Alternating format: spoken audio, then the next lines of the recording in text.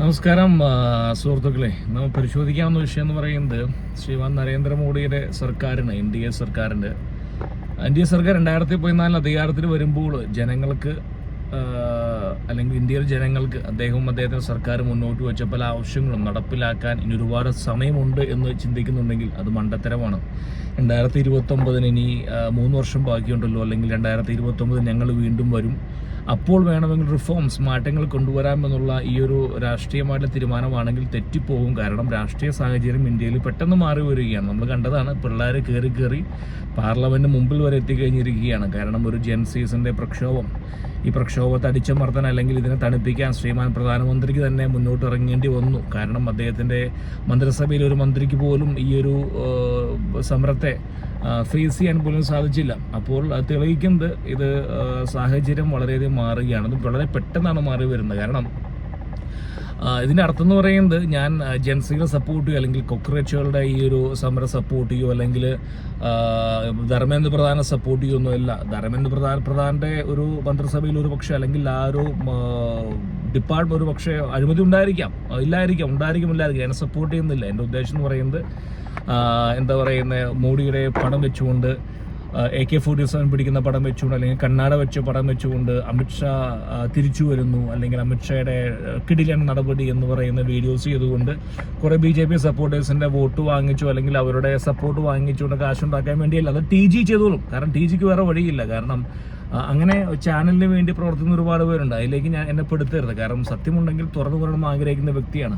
BJP സർക്കാർ മുന്നോട്ട് വരുമ്പോൾ ഇന്ത്യക്ക് മുന്നോട്ട് വെച്ച ഒരുപാട് ആവശ്യങ്ങൾ എന്ന് പറയുന്നത് ബാബുഗിരി, അതായത് നമ്മുടെ രാഷ്ട്രീയക്കാരുടെ അല്ല, നമ്മുടെ ഉദ്യോഗസ്ഥന്മാരുടെ അഴിമതി, പോലീസുകാരുടെ അഴിമതി, ജുഡീഷ്യറി അഴിമതി. ഇന്നും ഇന്ത്യയിൽ പല നേതാക്കന്മാർക്കും പല കാശുള്ളവർക്കും രാത്രി വേണമെങ്കിൽ സിറ്റിംഗ് വെക്കാം, എന്തെങ്കിലും ഒരു കേസ് വന്നാൽ. പക്ഷേ സാധാരണക്കാർക്ക് സാധിക്കില്ല, അല്ലേ?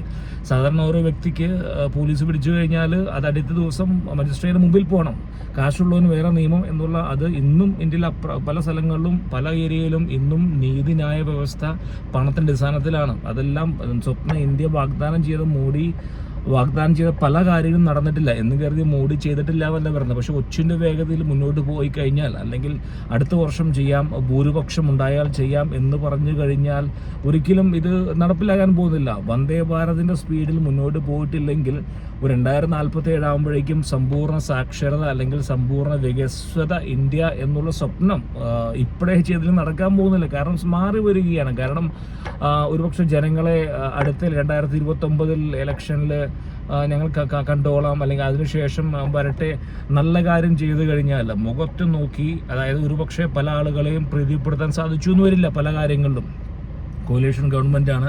പക്ഷേ നല്ല കാര്യം ചെയ്തു കഴിഞ്ഞാൽ ജനങ്ങൾ സപ്പോർട്ട് ചെയ്യും എന്നുള്ള ഒരു പ്രതീക്ഷയുള്ള ഒരു ഞാൻ അങ്ങനെ ചിന്തിക്കുന്നത്. കാരണം നല്ലത് ചെയ്യുകയാണെങ്കിൽ ജനങ്ങൾ തീർച്ചയായിട്ടും വോട്ട് ചെയ്യും. അതല്ലെങ്കിൽ ഈ പറയുന്ന ജൻസികളുടെ സമരത്തിനും സപ്പോർട്ട് ഒരിക്കലും കിട്ടാൻ പോകുന്നില്ല. ഇപ്പോൾ ശ്രീമാൻ നരേന്ദ്രമോദിക്ക് ഏറ്റവും കൂടുതൽ വിഷമമുള്ള കാര്യം എന്ന് പറയുന്നത്, നല്ലത് ചെയ്താൽ പോലും ഒരുപക്ഷെ ജനങ്ങൾ അംഗീകരിക്കുന്നില്ല. കാരണം ഈ ഒരു എഡ്യൂക്കേഷൻ മിനിസ്ട്രി എന്ന് പറയുന്നത് വർഷങ്ങളായിട്ട് മാറ്റങ്ങൾ കൊണ്ടുവരാൻ ശ്രമിക്കുന്നുണ്ട്, ഇല്ല എന്ന് പറയാൻ സാധിക്കില്ല. ഈവൻ ഈ പറയുന്ന സോനം വാങ്ചുക് എന്ന് പറയുന്ന വ്യക്തി കഴിഞ്ഞ 2 വർഷം മുമ്പ് വരെ, കഴിഞ്ഞ മാസം മുമ്പ് വരെ ഈ ധർമ്മേന്ദ്ര പ്രധാൻ മിടുക്കനാണെന്ന് പറഞ്ഞുകൊണ്ട് അദ്ദേഹത്തിൻ്റെ മന്ത്രിസഭയിലും അദ്ദേഹത്തിൻ്റെ മിനിസ്ട്രിയുടെ ഡിപ്പാർട്ട്മെന്റിലും പോയി വന്നൊരു വ്യക്തിയാണ്.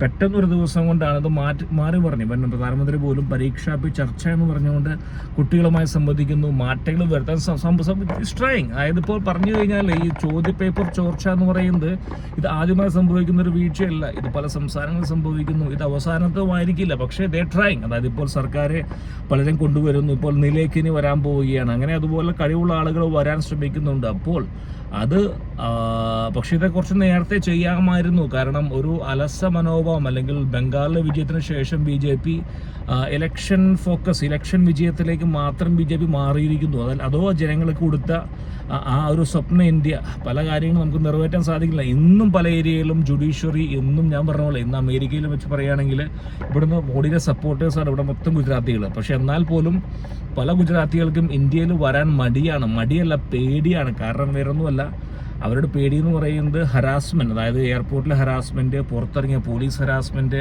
അതിനുശേഷമുള്ള ജുഡീഷ്യറി ഹരാസ്മെൻറ്റ്. അപ്പോൾ അതുകൊണ്ട് ഇന്നും ജനങ്ങൾക്ക് ആ ഒരു തോന്നൽ വന്നിട്ടില്ല. ഇന്ത്യ ഹാസ് എന്താ പറയുന്ന എല്ലാ നീതിന്യായ വ്യവസ്ഥ എല്ലാവർക്കും, എല്ലാ സാധാരണക്കാർക്കും കിട്ടിയെന്നുള്ള ഡീലിമിറ്റേഷൻ, അതായത് പറയുന്ന മണ്ഡല പുനർനിർണയം, അങ്ങനെ ഒരുപാട് കാര്യങ്ങൾ അദ്ദേഹത്തിന് മുമ്പിലുണ്ട്. ഇതൊന്നും ചെയ്യാൻ സാധിക്കുന്നില്ല. ചെയ്യാൻ സാധിക്കാൻ ഒരു ശ്രമം ഇനി അടുത്ത വർഷം ചെയ്യാം എന്നുള്ളതാണെങ്കിൽ നടക്കില്ല. കാരണം രണ്ടാം NDA സർക്കാർ ഒരുപക്ഷെ സമയം വേസ്റ്റാക്കി എന്ന് ഞാൻ പറയുന്നു. കാരണം 370 ട്രിപ്പിൾ തലാക്ക് അങ്ങനെ ഒരുപാട് കാര്യങ്ങൾ കൊണ്ടുവരാൻ ശ്രമിക്കുന്നുണ്ടെങ്കിൽ പോലും തിരിച്ചു പോവുകയാണ് സർക്കാർ പല കാര്യങ്ങളും. ഇത് തീർച്ചയായിട്ടും അങ്ങനെയാണെങ്കിൽ ഈ ഒരു ശ്രമം ഒരിക്കലും ഉണ്ടാകാൻ പോകുന്നില്ല. 2047 വികസിത ഇന്ത്യ എന്നുള്ള സ്വപ്നം വരണമെങ്കിൽ ഈ റിഫോംസ് എല്ലാ മേഖലകളും വരണം. അതിന് ശ്രീമാൻ മോഡി 2029 ചിന്തിക്കുകയേ വേണ്ട. അദ്ദേഹം ഇനി അങ്ങനെ ഉണ്ട് അല്ലെങ്കിൽ അദ്ദേഹത്തിന് അവസരം കിട്ടുമെന്ന് ചിന്തിക്കാതെ ഇതൊരു അവസാന അവസരമാണ് എന്ന് ചിന്തിച്ചുകൊണ്ട് മുന്നോട്ട് പോയാൽ മാത്രമാണ് ഈ 2029 ും പറഞ്ഞ കാര്യങ്ങൾ, പകുതിയോളം കാര്യങ്ങൾ ഇന്ത്യക്കാർക്ക് കൊടുത്ത ശേഷം അടുത്ത 5 വർഷം, ലാസ്റ്റ് അടുത്ത വർഷം 5 വർഷം അവസരം ടൈമായിരിക്കാം, ബാക്കിയുള്ള കാര്യങ്ങൾ ചെയ്യാൻ സാധിക്കും. അല്ലെങ്കിൽ സമയം കടന്നു പോകും. ജെൻസിയിൽ ഞാൻ പറഞ്ഞ പോലെ പാർലമെന്റ് പഠിക്കലവരെത്തി, അവർ ഏത് സമയവും അവരകത്ത് കയറും. ഈ കുട്ടികൾ നമ്മുടെ പഴയ പോലെ കുട്ടികളല്ല. ഇവരെ ഇപ്പോൾ പല BJP നേതാക്കന്മാരുടെയും MP-മാരുടെയും മന്ത്രിമാരുടെയും മക്കൾ വരെ പരസ്യമായി വന്നു, വരാത്തൊരു വേറെയുണ്ട്.